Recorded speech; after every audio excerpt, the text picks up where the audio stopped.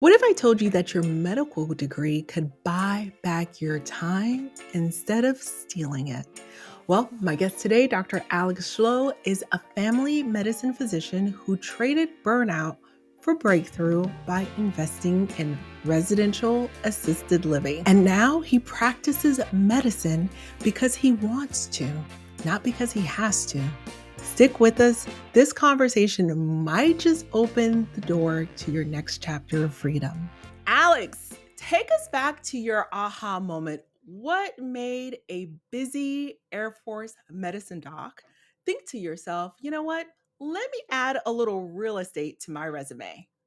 Absolutely. I think I've had multiple aha moments throughout my Mm. journey. First was I was going into medical school and I got a little signing bonus through the Air Force, $20,000.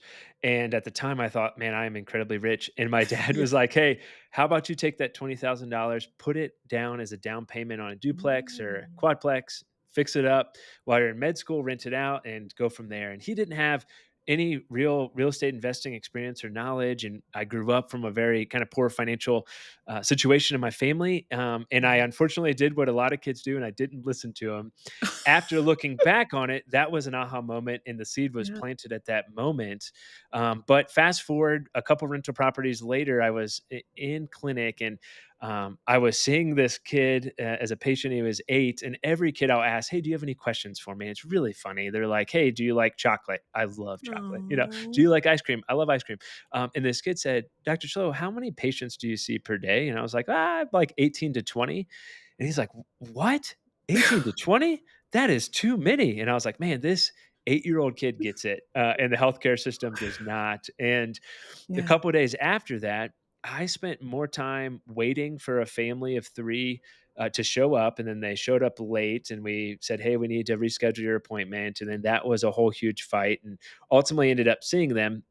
I Mhm. spent more time with that family and waiting for them than I did with my own son at the time. I just had one boy, Jack, at the time, and Mhm. I remember thinking like, "This is not sustainable, and this is not fair to my family." The only Mhm. people who are gonna remember that I show up late or that I miss events or whatever it may be is gonna be my kids and my spouse, and that those are the people that really matter. The patients don't care, the healthcare system doesn't care, the administrators don't care ultimately, but they do, and that's who I have to answer to. And it was really at that moment when I was like, hey, I have got to do something different. I have to really go all in terms of real estate and entrepreneurship and build that financial freedom to practice medicine how I want to, not because I have to. Okay, so that takes me to our next question because in the green room, we're chatting up a little bit. Last year, when we connected, I met you a little over a year ago. You and I were discussing your tenure in the Air Force. Could you share with us some of the changes that you've made ever since then? Yeah, absolutely. Yeah, a lot has happened in the last year, Yeah. and I have separated from the Air Force June 29th. I separated from the Air Wow. Force. I am now practicing medicine because I want to, not because I have to, and I've been really blessed through real estate and entrepreneurship to be able to do that. It's been so cool. I took 3 months off. We did a 1 month long camping trip to Yellowstone Glacier in the Tetons with a 4.5-year-old and an almost 1 year old and a golden retriever. So that was quite an adventure, but we had an amazing time. And then we were able to go to Europe for a month and visit with Mm. family and travel to Croatia and Malta and the Netherlands and all throughout Germany. And it was just such a blessing to be able to do that. Now I'm practicing medicine 2 days a week, doing direct primary care, which is an incredible way to practice relationship medicine and to really dive deep into the social determinants of health and really take care of families how it used to be back in the olden days. We've just kind of pivoted now back towards that in direct primary care. So it has been an awesome journey. I'm just so incredibly blessed. So, what would you say to those who said, wow, all those years of schooling, and for those of us who are civilians, wow, all those student loans just to throw it all away? How would you answer to those individuals? Because that's what kept me, shackled with my golden handcuffs for a long time. I was the pride and joy of the family. I went to school for all these years. And so I separated from corporate medicine in June of, it was June 23rd. So not too different from your date, but Yeah. a couple of years ago as well. And I would say it was a lot of the mindset around it that kept me there longer when I probably could have taken a breather a little bit sooner.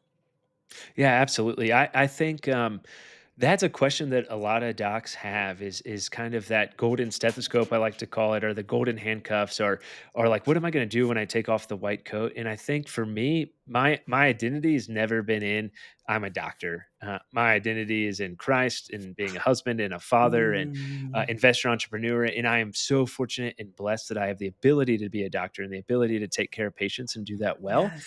But I knew that I was not going to be in the position to continue in the Air Force or continue in like the full clinic grind to one, practice medicine how I want to, and two, to be a good husband and father that I wanted to be. And that's more important. So I think the big thing for Mm, me is, and for folks is just realizing like your identity is not just in the white coat. Your identity is not just in being a physician or being a pharmacist or being a nurse. There's so much more than that. And I'm still a mhm, doctor. And now I'm lucky that I still get to take care of patients and I get to do it how I want to because of that time, energy, and effort that went forward. And so there's a lot of different ways to still practice medicine. There's a lot of ways yes. to impact folks. And the other thing I'd say, Rachel, that I think is so cool and is so cool with what you're doing as well is we have the ability to impact so many other doctors and so many other families and like completely change their lives and their family dynamic by showing them like this is possible and you can do this too and you can get some degree of financial freedom that can completely transform your life. So I look at that as like, hey man, that is an incredible honor too. That is just as much of an honor as being an actual doctor. And so that's kind of how I look through it. So, speaking of which, you don't have one, but two podcasts, Physicians and Properties and the RAL Room. Yeah, What, yeah. lit- yeah. So, what lit that fire under you? Say, you know what? I need to start teaching other docs and sharing with them this particular path. Absolutely. Yeah, for both of them, for physicians and properties, that started a bit Hmm. sooner. I had a lot of colleagues and friends in the healthcare space, mostly doctors, who were just like, hey, man, what are you doing in real estate? Like, I keep seeing you posting about how you bought another house or another property or invested in Yes. another deal. So they just kept reaching out to me. And I was like, man, if all my friends who are docs are reaching out to me and they have no idea, and I got no education in terms of finances and real estate and They entrepreneurship didn't and teach us that. No. nothing. Yeah. Luckily, the White Coat Investor just started, and Bigger Pockets Yes. had just started. And so there was some resources that were coming in, but I realized like Hmm. there's such a huge need. Yes. And as physicians, like we are really blessed with so many attributes that make great investors and entrepreneurs. Mm. That's like, hey, like if you can go through medical school and residency, you can Hmm. 100% be an incredible entrepreneur and an Yep. incredible real estate investor. It just takes that mindset shift and the ability to take action. And so that's why I started the podcast, Physicians and Yes. Properties. And that has been amazing. You've been a guest on there, which is actually one of the most Mhm. listened to episodes, which is Really? awesome. Yeah, yeah, which is so Oh, that's cool. So we got to amazing. Thank get you back. It's you. been a year. Let's do And it. and so that's been awesome. And then the RAL Room, that residential assisted living podcast Mhm. that we have, that started as a byproduct of our mastermind, which you helped me kind of conceive the idea and get that started. So thank you. But the Oh, podcast started there because there was not a whole lot of education in the space and not a whole lot of podcasts in the space that were more interview based. And so we've loved doing that. And we were talking about in the green room how that yeah. podcast has grown so much faster. And it's almost frustrating because like we've only been doing that for almost a year and Physicians and Mhm. Properties has been over 2 years now. And it's just really funny. But it's been such a blessing to be able to get that information out there, change physicians' lives, change the lives in the care that seniors are receiving. It's been amazing. Like I said, I'm just so blessed. What is residential assisted living? Yeah. It's a great question because a lot of times folks hear assisted living, they Mhm. immediately think of that like big box facility, that nursing home that they did rotations through that smelled like Yep. urine and the caregivers are Mhm. running around with their hair on fire and they're taking care of 20, 30 people and it's just not a great environment. That Yeah. is the opposite of residential assisted living. So I want you to Okay. picture a large single story house that's been renovated. It's super nice. It's boutique, where you typically have 6 to 16 residents. You always kind of want to err on the side of as many residents as your state will support, and it varies Yeah. per state, but Okay. 6 to 16 residents. and they really are there because they need help with activities of daily living. They're not receiving a lot of specific medical care or nursing home care, Mm, in that setting, so help with bathing, with toileting, with mhm, medication management, those sorts of things are really important, and so, they live there in that smaller community with typically a caregiver ratio of 1 to 5 or 1 to 8, mhm, depending on the level of care amongst the residents, and it's just an incredible way for folks to still be in a community, get the care that they really deserve at a higher level, and it actually oftentimes ends up being cheaper for the families and for the residents than these big box facilities, and so it is just an incredible way to provide care that folks need, and there's some recent data that's been, looked at and some studies have been looked at that residents actually live longer in more of a residential setting, so they're getting better mm, care, they're living longer, they're in more of a community environment. A lot of times these homes are even in their same neighborhood or close to them, so they're able to go from being independent at their house, probably really sad and frustrated that now they have to live in an assisted living environment, to being able to go, like, just down the street potentially in their neighborhood and find one of these homes, and so it's just an amazing way. We absolutely love it. I could talk about it forever. everyone is buzzing about it in, let me say that again. In the real estate world, everyone is buzzing about residential assisted living.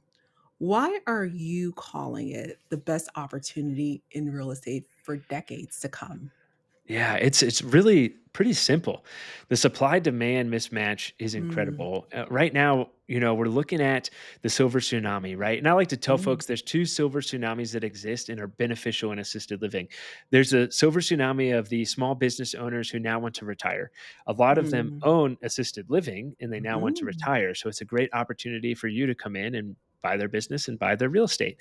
The other is that silver tsunami that's aging into these assisted living homes. And if you mm, look at the demographics, there's 77 million baby boomers. 7 out of 10 of them are going to require long-term care, which is 59 million wow. boomers, which is a ton. The crazy thing is 82% of folks or so who are in assisted living right now are not part of the baby boomer generation. They're the silent Mhm, generation. And so a lot more of these boomers are going to continue to age into these homes, and it's already projected right now that we're at about a 600,000 to 1 million bed shortage right now. That's only going to continue to mm, grow as more and more of these seniors age.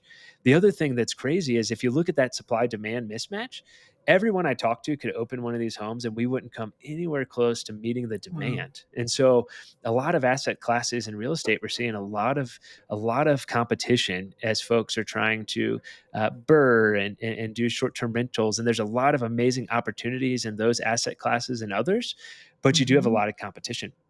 And so residential assisted living is difficult, don't get me wrong, but there's so much opportunity. And of course, it all goes back to the seniors and the care that they're getting, and they're living longer and they're living in better environments. And that's where I would want my grandma or grandpa to be. Okay, you just defibrillated my whole investment strategy. Because first and foremost, you had me at boutique. I was like, "Oh my gosh, you're offering an elevated experience. You're keeping them Yes. within their own, way of living," right? So I think that's just absolutely amazing. Now, you did mention a few things. You mentioned the silver tsunami. For those who are not yet familiar with that terminology, what is the silver tsunami? Absolutely. That's the demographic shift that we're seeing in America as we have this enormous population of baby boomers as they're aging.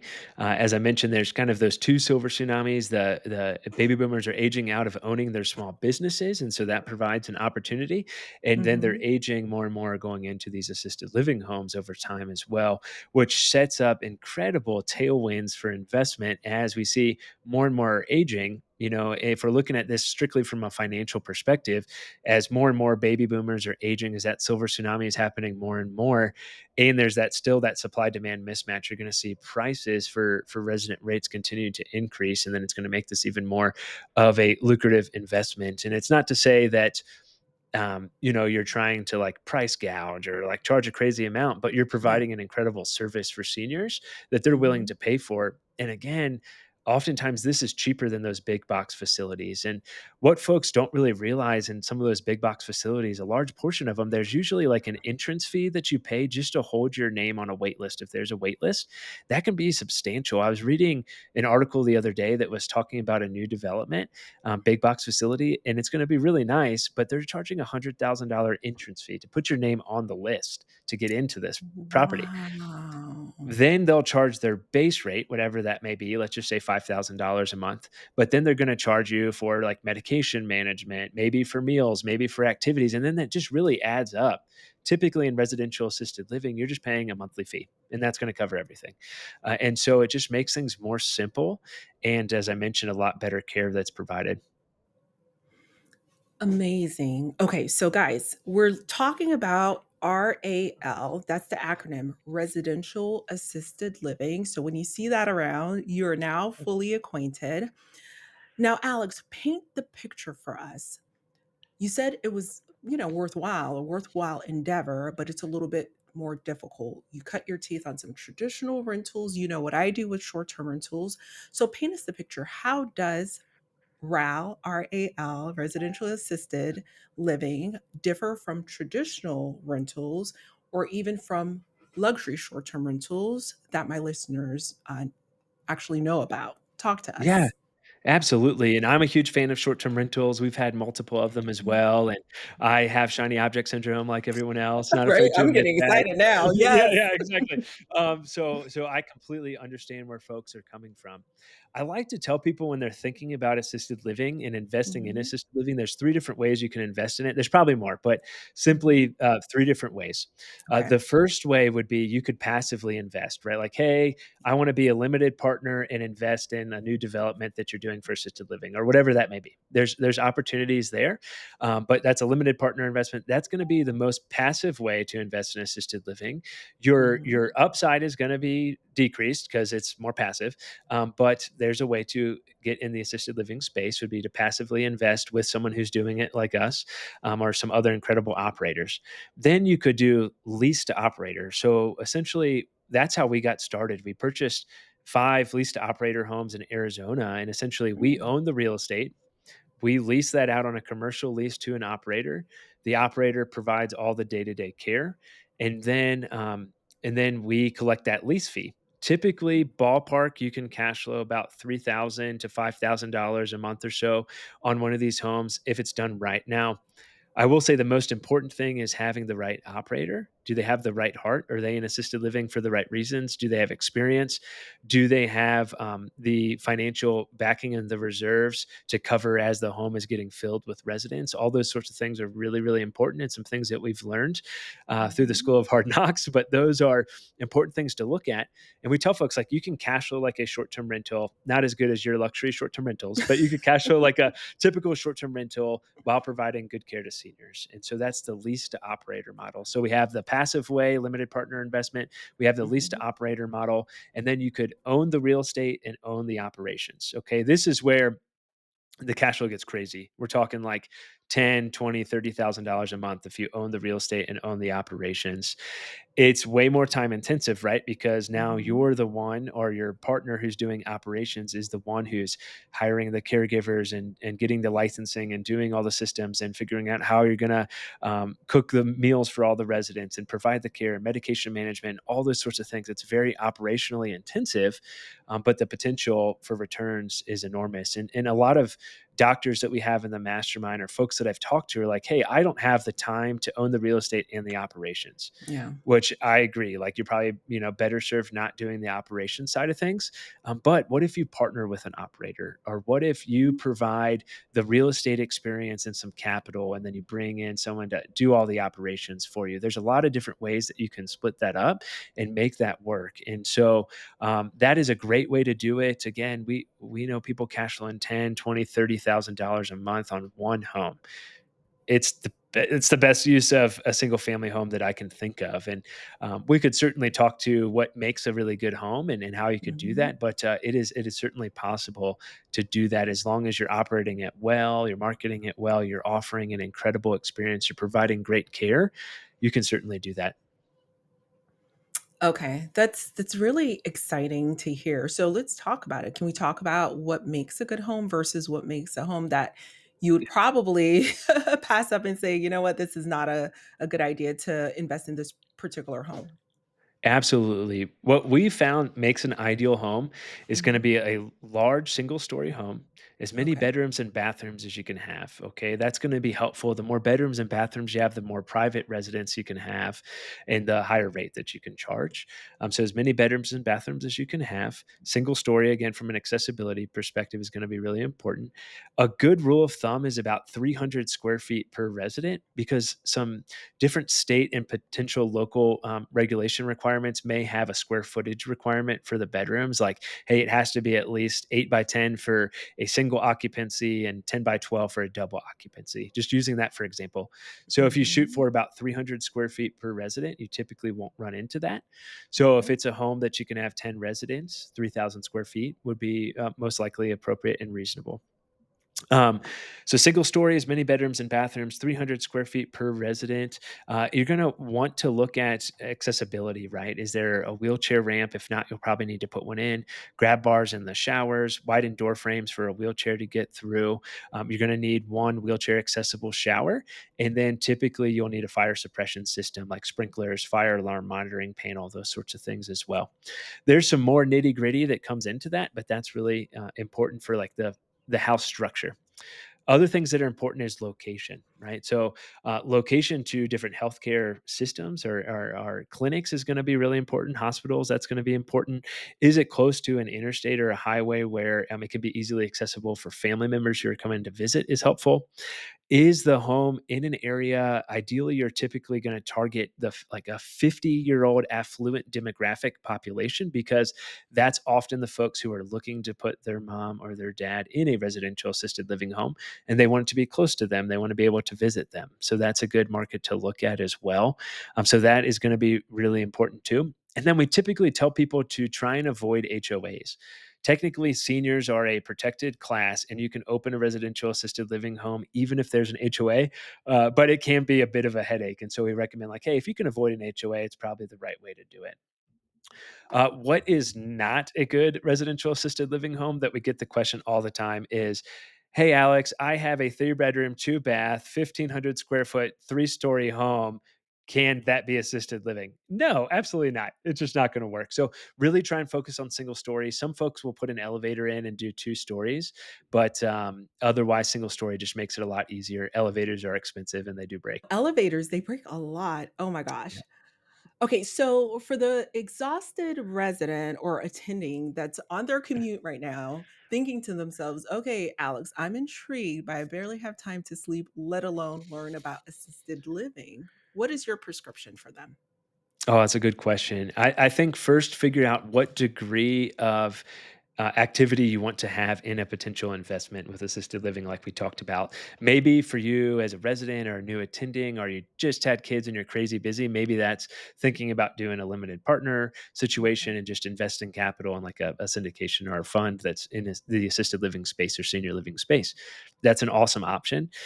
Or maybe lease to operator would be a good option because then you get all the Mhm. benefits of the real estate and you lease that on a commercial lease.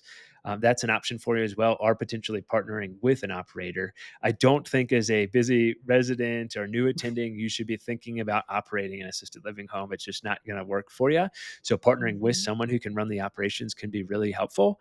And honestly, nurses make incredible operators. And we see Mm, a lot of nurses who come into the space who are like, hey, I'm really burnt out with my job. I still like taking care of people. I still like yeah, taking care of seniors, but I'm yeah. burnt out and I don't want to continue to do my nursing job. They may be an amazing partner and be able to do the operations. And they know a lot of the administrative side of things. And it can be really, really beneficial. So trying to think about like, hey, who is someone I may be able to partner with who can run the operations for me can be really helpful. Of course, you're going to give up equity, but Yeah. it's definitely worth it to be able to have a piece of that larger cash flow, pile of money. Awesome. Okay, so we've covered a lot. Yeah. Uh, Granular, right? Even down to what type of properties would make a great residential assisted living versus one that would not. Can you tell us, are there any other red flags we should consider, like state specific or market specific? In the short term rental world, we're very market specific. No HOAs. I'm glad we resonate on the Oh, on the yeah. no HOAs. Any other 2 or 3 little pointers you wanna drop for the audience so that they can start to get the wheels turning on what's not gonna work? Absolutely. I think assisted living can work everywhere. There's a need Mhm. everywhere. Yeah. But some things I would say to look out for is very rural environments are going to be difficult. There's Mm. probably a need there, but it's really hard to hire caregivers. And Mm. that, hopefully you kind of gleaned through this podcast that relationships are everything. And Yeah. that goes with the operator. If you're leasing to an operator, like that is going to be your linchpin. That's going to be the most important Mm. thing. And so you really need to spend time to vet them appropriately. And we've had some poor partnerships with operators and we've learned from that. And that's why I mentioned like really vet them, see what their financial position is. Do they have cash reserves? Is their heart in the right place? What Mm. experience do they have? And go from there. Because that's going to be so important as you partner with an operator. Same thing if you're doing the operations as well. You're most likely going to be partnering with an operator. So do your goals align? What's their Yeah. vision? All those sorts of things, build out that operating agreement. It's going to be really important. But in terms of location, it needed everywhere. We have heard through our mastermind and through folks that we know that the Northeast is a lot more difficult to Mm. get Okay. licensing. Yeah, so I've heard the Northeast is more difficult. We don't have any investments there. We Yeah. have a few folks in our mastermind who are working on some of the Northeast states, but it's been a bit Yeah. more difficult. South Yeah. Carolina, surprisingly, was a difficult one. We were working on a property and a project there, and funny story, they wanted to treat it. It was a 6-bedroom house. We were going to renovate and add a couple more bedrooms, and it was going to house 10 residents. Yeah. And long story short, the state architect came in and they're like, no, we're going to classify this as multifamily, and each bedroom is going to be a separate unit. And because of that, since it's over 6 units, you have to put in fire resistant drywall throughout the entire house. And we're like, well, this is impossible. Like, we can't afford to rip down the house to the studs and put in new drywall. And now the state has since changed that position, but we ended up having to walk away from that deal. And what's really cool is one of our mastermind members is actually buying that same house, and is going to operate it, which is awesome. But yeah, it can be state specific. But Yeah. interestingly, like California, which everyone's like, oh, never invest in California. They've really got this figured out. They're looking at expanding. You used to only be able to have 6 residents. They're looking at expanding that number out. And so we have folks who are doing really well there. So it's needed everywhere, but Mhm. the rural markets make it hard to find staff. And so I would say just really think about what's your staffing plan going to be if you're doing a assisted living in a rural market. It's interesting how a lot of your criteria overlaps with the short-term rental criteria because Absolutely. finding staff is important. We need a good cleaning team, we need maintenance, we need labor, we need skilled workers to help renovate, repair, maintain our properties. And if we're extremely rural, like if I go into a market and there's less than 100 short-term rentals, it's going to be really tough to find team to find cleaners. So yeah, that's really intriguing. So it's not a far cry, my friend. I may be dipping a It is toe not. into your world sooner than Let's go. later. Something you said that was interesting, and I don't think I fully understand or grasp it. You mentioned your operator, you would want your operator to have cash reserves. And you also mentioned the operators are typically, like some of the best ones are typically heart centered nurses. So tell me a little bit more about that. Am I misunderstanding what you mean? So Yeah. you want the nurse to have cash reserves to be an operator? Well, I think that more applies if you're doing the lease to operator model. So if you're Gotcha. purchasing Okay. just the real estate and then you're going to lease that out to an operator, that's where it gets really important because they're going to be responsible for operations, licensing, day to day Gotcha. care. All those sorts of things are going to be done by that operator, and then they're paying their lease fee to you, right? And Yes. so Yes. if Okay. if things get tight, then that lease fee doesn't get paid, and we Yeah. unfortunately have had that happen. That was with Okay. a transitional living home, as a sober living home, and that's a long story. But Um, we have not yet seen that in the assisted living space for us because okay. typically folks have more of a, I wouldn't say more of a heart for seniors, but they are more understanding of like, hey, I really have to have my ducks in a row because I'm taking care of seniors and these Yeah. grandmas and grandpas are depending on me. And so I think that Mhm. that is a barrier and a pro at the same time for folks who are doing that. But yeah, lease to operator space. You want to make sure your operator that you're leasing your home out to has the capital reserves to pay you. Totally. That makes complete sense. So, Dr. Alex, any final words of wisdom for our listeners who are ready to trade in some of those clinical hours and some of that stress for some real estate success? Absolutely. I think the biggest thing is just educating yourself, but having the Mm, willingness to take action and understand that you may fail, but trying to mitigate that risk as much as possible, know your numbers as much as possible, mm, and realize that like, hey, like maybe you lose a few $1,000s, or maybe things don't work out exactly as that's supposed to be. But your present day reality is your biggest fear, right? Like if you're super burnt out in the office in the clinic right now and you're like, hey, I don't know if I have the bandwidth or the time to do real estate, but real estate can give me that freedom to have less clinical hours. You might need to just take the risk and just jump mm, into it. And yeah.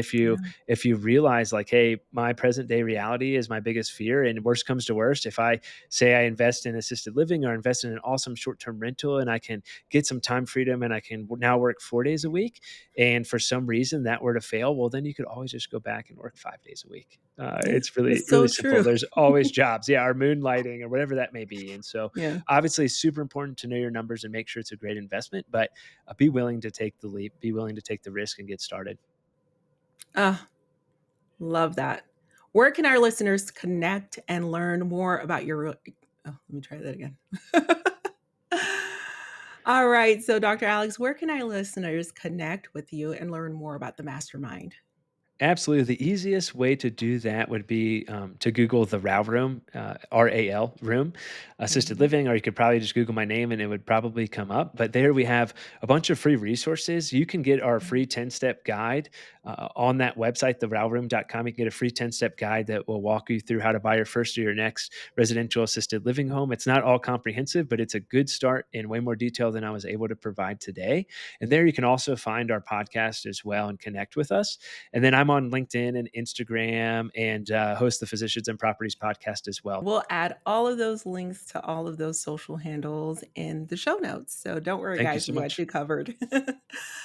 All right, Dr. Alex, thank you so much for blessing us with all of those gems. And folks, remember, investing isn't only about the digits, it's about the destiny. So if you're really ready to trade burnout for breakthrough, slide into our DMs. You know where to find me. I'm Dr. Rachel Gainsborough, and this has been the Luxury Rental Doctor Show, keeping your profits healthy and your spirit wealthy. Bye.